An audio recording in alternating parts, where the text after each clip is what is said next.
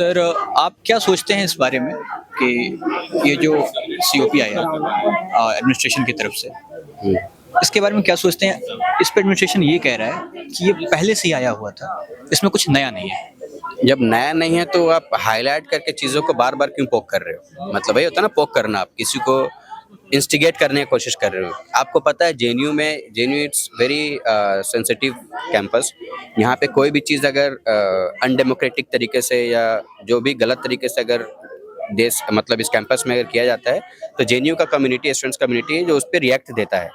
तो अगर आप कुछ ऐसा नहीं तो आप हाईलाइट क्यों कर रहे हो? जहाँ पे आप बता देता हूँ कि एडमिन में प्रोटेस्ट करने का जो है 100 मीटर का उन लोगों ने लागू लगा रखा है कि 100 मीटर के अंदर आप प्रोटेस्ट नहीं कर सकते हो। तो अभी ये नया मैनुअल में ये है कि आप एकेडमिक स्कूल्स के पास वहाँ पे जो है प्रोटेस्ट नहीं कर सकते। तो ऐसे धीरे धीरे करके तो हर जगह पे बैन कर देंगे।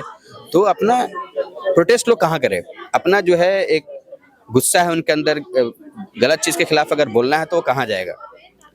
क्योंकि और प्रोटेस्ट करना, राइट टू डिसेंट, वो हमें कॉन्स्टिट्यूशन देता है। इस पे यूनिवर्सिटी को एक कानून ला करके उसको बंद नहीं कर सकते। मुझे ये बताएं कि अभी प्रोटेस्ट हुआ और आपको क्या लगता है कि क्या चांसेस हैं कि आप लोगों पे भी फाइन्स लग जाएंगे? हमारे ऊपर ऑलरेडी फाइन्स है, ऐसा नहीं है कि फाइन्स नहीं है। उसके बावजूद हम प्रोटेस्ट इसलिए कर रहे हैं क्योंकि हमें पता है कि इसके द्वारा एक कल्चर को बिल्ड किया जाएगा जो दूसरे यूनिवर्सिटीज़ में है।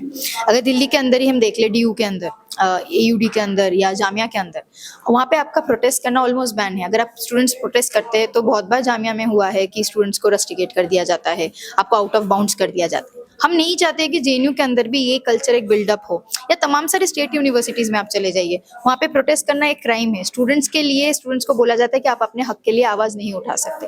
तो ये कल्चर के खिलाफ हम लड़ाई करना चाहते हैं। हमारा मानना है चाहे हम पे जितना भी फाइन हो, हम रिप्रेजेंट करते हैं स्टूडेंट कम्युनिटी को, और ये हमारी रिस्पॉन्सिबिलिटी है कि ये कल्चर को हम यहाँ पे अडॉप्ट ना होने दे। जो आरएसएस नियुक्त इस समय पे वाइस चांसलर है, जो इस कल्चर को लाने की कोशिश कर रहे हैं। आप लोगों की वीसी के साथ कोई मीटिंग हुई थी, उन्होंने क्या कहा था उस मीटिंग में? किस तरीके की बात कही थी? क्या उन्होंने ऐसा कुछ कहा था कि वो सीओपी को वापस लेने वाली हैं या सोचेंगी?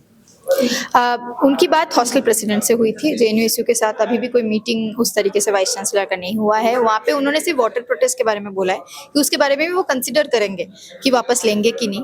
उसके अलावा इतना डिटेल में सीपीओ मैनुअल को लेकर नहीं बात हुई है, बल्कि उन्होंने उल्टा हॉस्टल प्रेसिडेंट्स को एक तरीके से थ्रेटन अर्निंग वॉइस में ही बोला है, आवाज में, कि आप लोगों को किसने बोला था बाहर इस बात को रखने के लिए, किसने बोला था मीडिया में इसका खबर देने के लिए, और तमाम सारी चीज़ें बोले गए हैं। तो हमारा मानना यही है कि वाइस चांसलर भी जिनके डिक्टेट फॉलो कर रहे हैं, उनके ऊपर भी प्रेशर है बाहर से कि जेएनयू का जो कल्चर है, डेमोक्रेटिक एक स्पेस है, उसको खत्म करने की कोशिश किया जाए। पिछले वाइस चांसलर ने एक तरीके से किया, इस वाइस चांसलर ने दूसरे तरीके से करने की कोशिश कर रहे हैं, तो उनके ऊपर भी प्रेशर है। लेकिन ये प्रेशर झेलना हमें भी आता है। हमने पहले भी आंदोलन किए हैं, हम लोग अभी भी करेंगे जब तक ये मैनुअल को वापस नहीं लिया जाता है। और हमारी छात्र संघ की जो चुनाव 4 साल से ऊपर हो गई है, नहीं हो पा रही है, उसके लिए एक डेमोक्रेटिक कंट्री में स्टूडेंट्स को बात नहीं रखने देना, या उसकी यूथ जो पॉपुलेशन है उनकी ओपिनियन का मैटर नहीं लेना, एक बहुत ही degrading sign of a democracy है। It's a death of democracy मैं मानती हूँ, क्योंकि यूथ और जो स्टूडेंट्स है वो आपके वो फेज में होते हैं, वो जब से सबसे ज़्यादा क्रिटिकल थिंकर्स होते हैं, चाहे वो किसी भी आइडियोलॉजी की हो, उनमें थिंकिंग ज़्यादा होती है, उनमें आइडियाज़ का जो विमर्श होता है वो सबसे ज़्यादा होता है। अगर आप वो आइडियाज़ को उनके सामने रोक रहे हैं, अगर वो आइडियाज़ को आप खिलने नहीं दे रहे हैं, तो मतलब आप डेमोक्रेसी में एक तरीके का जान लाने नहीं दे रहे हैं। आप उस डेमोक्रेसी में नहीं चाहते फ्लरिश की आइडियाज़, फ्लरिशिंग ऑफ आइडियाज़ हो। और इस चीज़ की खतरा हमारी डेमोक्रेसी में है। आज समाज के अंदर आप देख लीजिए, कहीं किसी भी कैंपसेस में चले जाइए, बाहर के मुद्दों पे बातें ही नहीं होती है। और हम ये बात को मानते हैं जेएनयू के अंदर कि समाज के अंदर जो चीज़ भी आज हो रहा है वो हमारी समाज की रिफ्लेक्शन हमारे कैंपसेस में आएगी ही आएगी। अगर बाहर एक एंटी माइनॉरिटी, एंटी मुस्लिम माहौल है तो उसका रिफ्लेक्शन मेरे कैंपस में होगा। अगर बाहर हैरेसमेंट्स बढ़ रहे हैं महिलाओं के खिलाफ, उसका रिफ्लेक्शन मेरे कैंपस के अंदर होगा। अगर बाहर शिक्षा को एक तरीके से डिग्रेडेड तरीके से देखा जाता है, वो उसका रिफ्लेक्शन भी मेरे कैंपस में होगा। अब ये मेरा मानना है कि अगर कैंपसेस में आइडियाज को फ्लरिश नहीं करेंगे, अगर स्टूडेंट्स कैंपस में आके आइडियाज पे विचार नहीं करेंगे, विमर्श नहीं करेंगे, डिसएग्री नहीं करेंगे, अग्री नहीं करेंगे, तो वो कहाँ करेंगे? तो ये बहुत बड़ी रोल मुझे लगता है कैंपसेस का है, या कैंपस पॉलिटिक्स का है।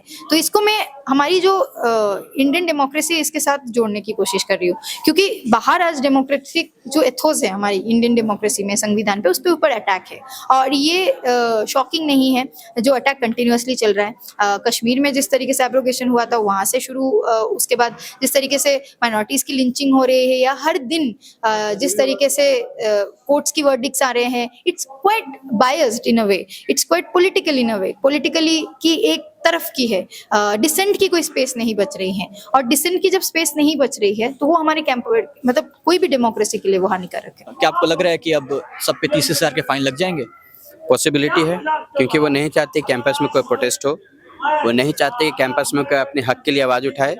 तो पॉसिबिलिटी है कि वो जिसका मतलब ये लोगों ने, गार्ड ने रिकॉर्डिंग किया है, वो सबके मतलब सबके रूम पे नोटिस भेजा है, सेंटर में नोटिस भेजा है कि आप कारण बताओ क्यों प्रोटेस्ट किया है, आपके खिलाफ क्यों एक्शन नहीं लिया जाए। ये सब ये प्रशासन कर सकते हैं, इसमें कोई दो राय नहीं। प्रोसेस शुरू हो चुके हैं नोटिस भेजे जाने के? अभी अब इतने जल्दी तो नहीं होंगे? नहीं नहीं, मतलब वो मैं बता रहा हूँ कि हो सकता है, दे कैन डू। तो आप ऐसे कंडीशन में जब डेमोक्रेसी पे इस तरीके का रोक लग रहा है, आप फ्यूचर कैसे देखते हैं? खासतौर पे यूनिवर्सिटी कैंपसेस का फ्यूचर कैसे देखते हैं?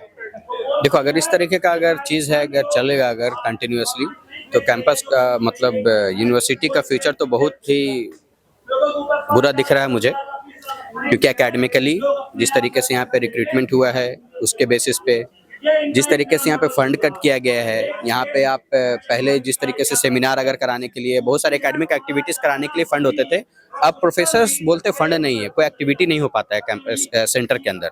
तो अगर वो चीज़ें नहीं हो पाएंगी, बेसिक फैसिलिटी का स्टूडेंट्स को नहीं मिल पाएगा, तो ऑब्वियसली बात है वो भले ही वो रैंकिंग में जेएनयू को नंबर 1 बना करके अंदर से खोखला कर दो, उसमें कोई दो राय नहीं। क्या जेएनयू में प्रोटेस्ट नहीं होंगे?